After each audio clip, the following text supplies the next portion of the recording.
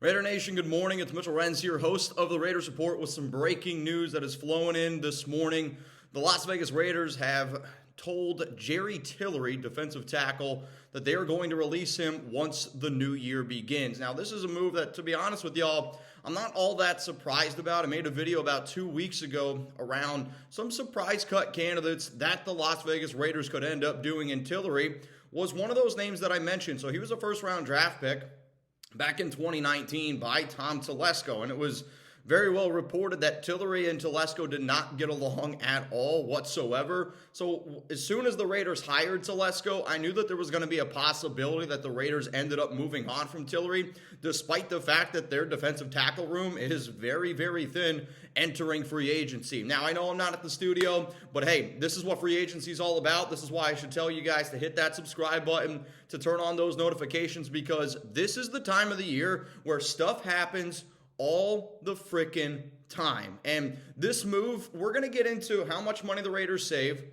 We're going to get into what the Raiders defensive tackle room looks like. I'll talk about some DTs that I want them to target in free agency, and then even potentially the NFL draft. But this is the time of the year that is the most important for you to hit that subscribe button and for you to turn on those notifications. Now, when you look at how much money that the Raiders are going to end up saving here with Tillery, it's really not all that much. They're saving $2.3 million, and I think it's kind of an interesting figure to look at, because yesterday when the Raiders cut Brian Hoyer, they essentially ate $2.3 million. So now you're going to be able to get some of that back with $2.3. But on top of that, though, you're still going to eat $1.87 million on this contract with Tillery. So, yes, you are saving a little bit of money, but to me, this is more of just he does not quite fit with Tom Telesco, and this even screams more to me that the Raiders are going to have to be aggressive in free agency, and they're going to have to go get some guys up the middle. I am hoping that Byron Young steps up this year, a third-round draft pick out of Alabama last season. I am hoping that Nesta Jade Silvera ends up stepping up this upcoming season.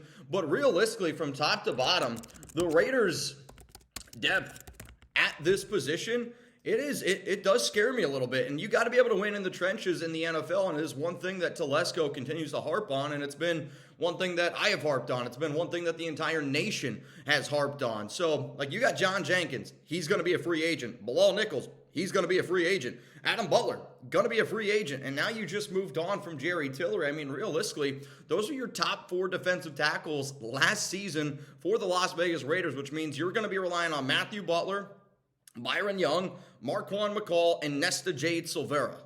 You need to go out and now even more so address the defensive tackle room, whether that be in free agency or the draft. I'm saying, if I'm Las Vegas, I am going to address the defensive tackle room in free agency, and you have to be able to go out and do it in the draft. Now, luckily, there's some good players in free agency, great players in free agency. I think it's probably one of the strongest position groups out there right now. But then you also have to be able to turn that attention, and you have to be able to go get some people here in the draft. So what I want to know from everybody right now, because this is what the Raiders Report's all about, I want to know your one-word reaction to the news of Jerry Tillery being released by the Las Vegas Raiders. You're about to get hit with the YouTube ad break. I want you to scroll on down, and I want to know your one-word reaction to the Raiders cutting Jerry Tillery.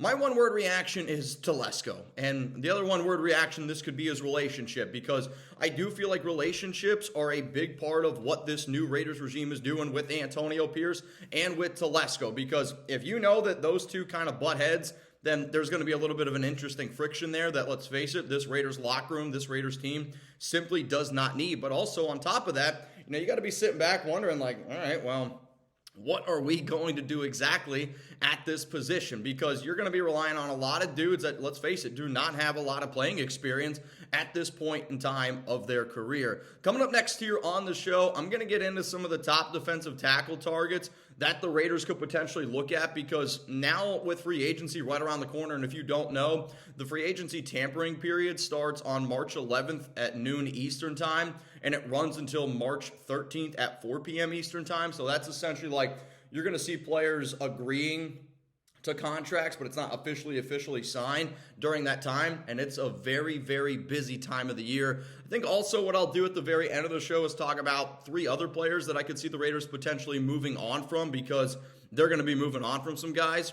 Let's first, though, talk about the defensive tackles here that they could look at in free agency, because there's a lot. Now, Chris Jones is the big name. To me, if the Raiders want a shot at going out and getting Chris Jones from Kansas City, you're going to have to offer him a deal that's bigger than Aaron Donald. And Aaron Donald got a 3-year, $95 million deal, fully guaranteed. Like, if I'm Chris Jones, I'd be willing to go back to Kansas City to try to win 3 Super Bowls in a row. Like, why would you not? But if you want an opportunity to go to Las Vegas, I would make them give me a bigger deal than Aaron Donald. So you're talking about $32 million guaranteed. The name that I like, and this is the name that I've thrown out there multiple times, is Christian Wilkins, because I like Christian Wilkins because he has ties with Rob Leonard, Raiders defensive line coach, because he has played before with Patrick Graham when he was the defensive coordinator with the Miami Dolphins. So there's a lot of connections there. But Christian Wilkins, I would love that. Leonard Williams, I think, would be a great pairing. DJ Reader, another big guy up the middle. Grover Stewart was suspended 6 games last season, but like if you are looking for a reliable DT that you'd be able to plug and play right away, that's not as much as those other names,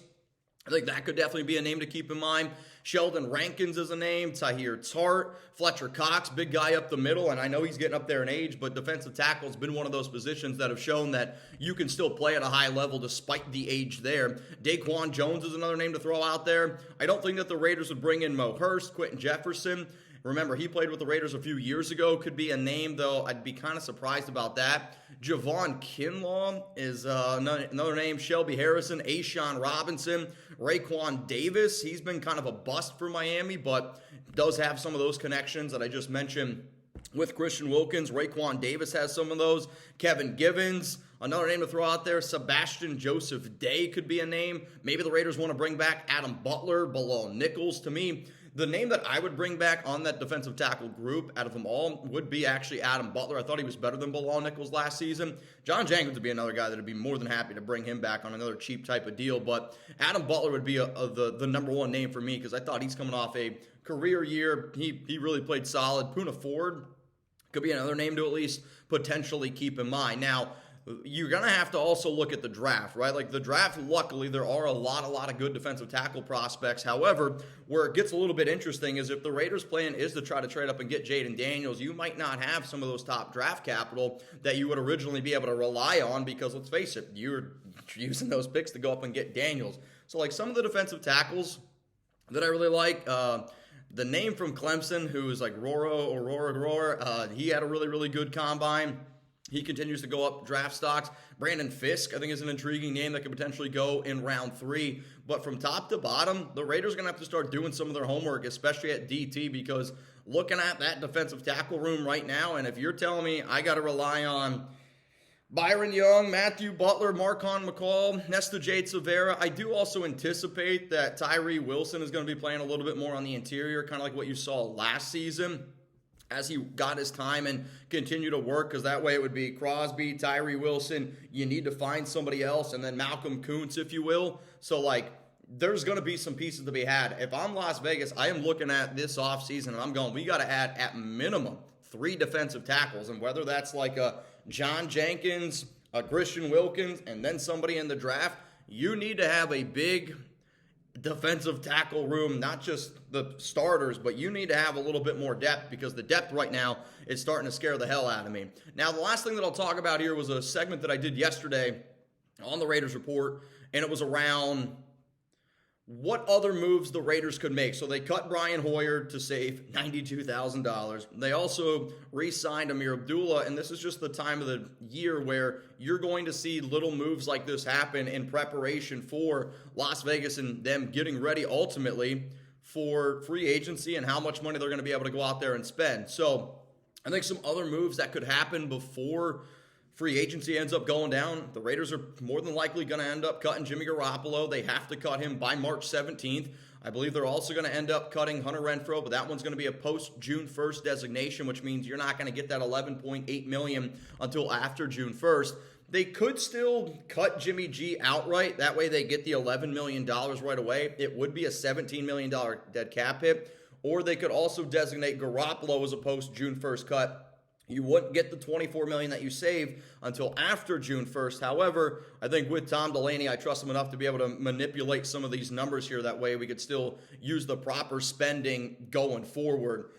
The other thing that I believe that the Raiders are going to do is cut Brandon Face, and I believe if they cut him, they're going to save $2.6 million. And another corner that, let's just face it, was not all that great for the Silver and Black. But these are moves that I anticipate are going to be happening before free agency. If the Raiders do end up cutting Jimmy Garoppolo, and especially if they end up cutting Hunter Renfrow, I will more than likely be going live on the Raiders Report. So if you made it this far in the video, shout out to y'all. Hit that subscribe button, turn on those notifications. I'm going to go make breakfast now for Chuck and Alex and I. So if any other things happen, believe me, you know where to find me. I'll be here keeping you guys up to date. Appreciate all of y'all. It's going to be a busy week, so again, buckle up. It's going to be a lot of fun. The breaking news, though, this morning is the Las Vegas Raiders have cut Jerry Tillery, and they are going to end up saving $2.2 million on his contract, $2.3 million on his contract this upcoming season. Peace out. Enjoy the rest of your day. And as always, go Raiders.